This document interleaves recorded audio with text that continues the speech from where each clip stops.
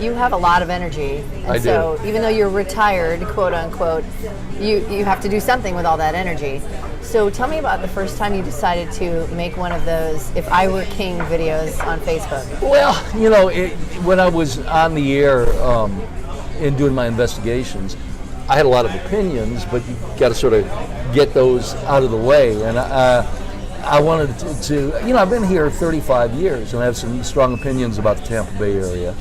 And I just thought, well, this is a perfect opportunity for me to bloviate and say what I think is important. I think, you know, with investigative reporting, the way I looked at it was that investigative reporters are a pain in the butt. That is our job, to be a pain in the butt.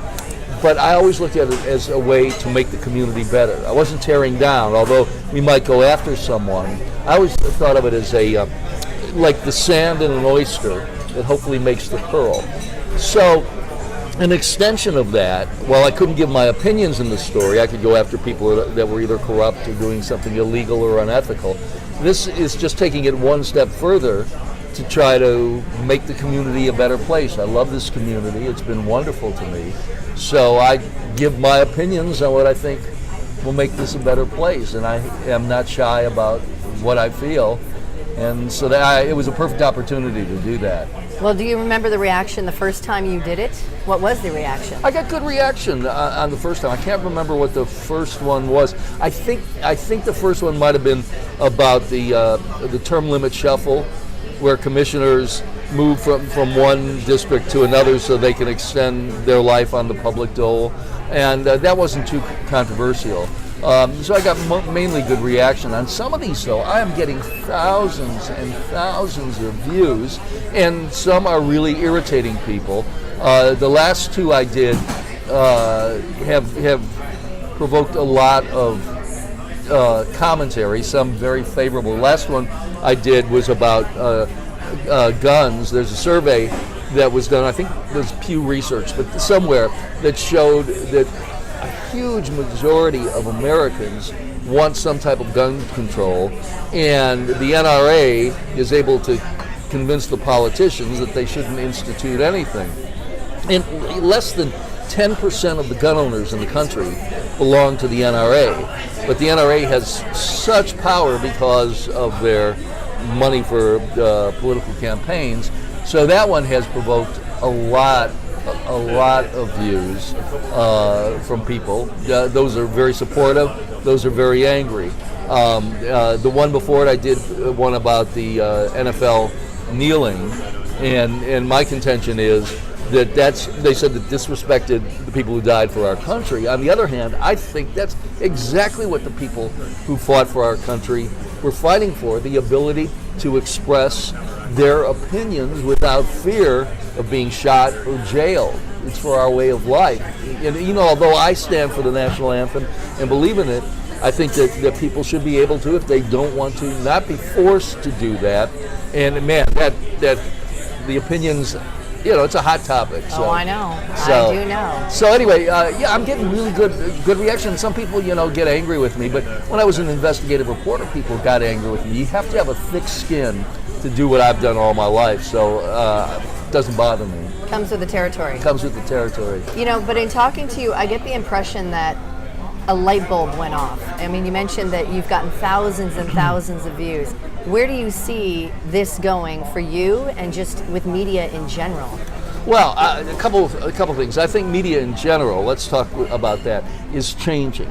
People get their news, you know, right here. This is the powerful medium right now. They don't, as I did when I was a kid, have the family gather around the set and watch at 6 o'clock or 5 o'clock. I grew up in the Midwest. 10 o'clock was the big newscast. That just does not happen anymore. My kids and their friends range in age from 26 to almost 40. None of them ever saw me on TV. They would react to my pieces because they posted my pieces on Facebook, or I posted them, and I would get a lot of reaction from them from the online posts. But they didn't catch the thing on TV. Even my own kids wouldn't watch TV. So I think there's always going to be a need for people who can put together journalistic pieces. But the vehicle is changing, ever changing, and I don't think that people are going to go backward and be watching the TV. It's same with the newspapers. I like the tactile feel of the newspaper, but I'm an old fart, you know? I am. I mean, when the Trib was around, I would get both papers and read them cover to cover every morning, and I like the feel. And I also read a lot of stuff online, but I know that I'm a dinosaur in that respect. So 10 years from now, will it be the newspapers to feel? I doubt it. Will there be 4 or 5 stations doing newscasts on TV at 6 and 11? I doubt it. I think that it's going to be online or something we don't even know yet, but it's not going to be people gathering around the big TV set. So that's the answer on that. For me, I'm enjoying this. I don't know if I can monetize this portion of what I'm doing, and that's not as important to me. I was very fortunate with the TV station, so not that I would mind making money off it, but that's not my reason for doing it. So I just have that energy. I have those opinions, and I think I have an ability to express it. I know how to edit, and I know how to put the pieces together, and not everybody has those skills.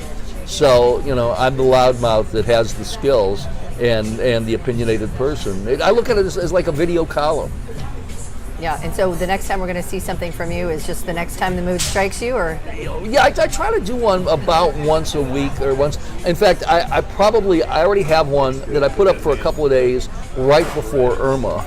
And then, I was like, let's not even deal with that because people were dealing with Irma. But one about the 2 ricks in St. Pete, about the mayoral race. Sure. So that's probably the next one unless something happens this week. But that's the great thing about it. I can do this in my own home.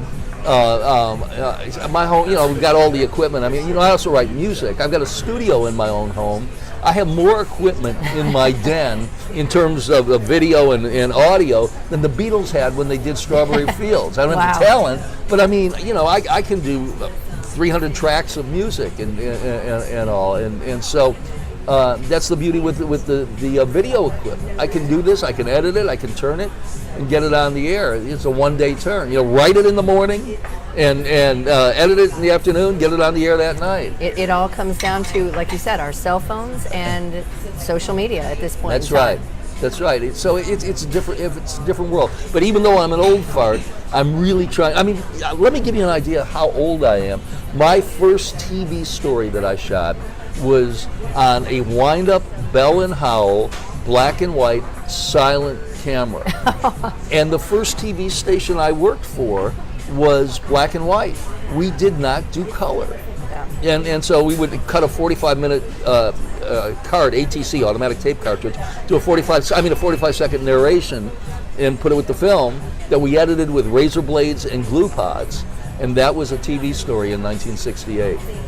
We've come a long way. We have come a long way, but I've tried to keep up with it, even though I'm the oldest of the old farts. And you've done a great job. Well, thanks. Yeah, I try to stay contemporary with it. You have to. Yeah, everybody has to, because it's changing so quickly. Right. For everybody. But I have fun doing it. I mean, I'm fortunate now. I'm at the point where I only do things I want to do, and so I'm having fun doing what I want to do. Well, and you keep getting those views. Somebody's going to come knocking. Yeah. But if they don't, I'm fine with that too,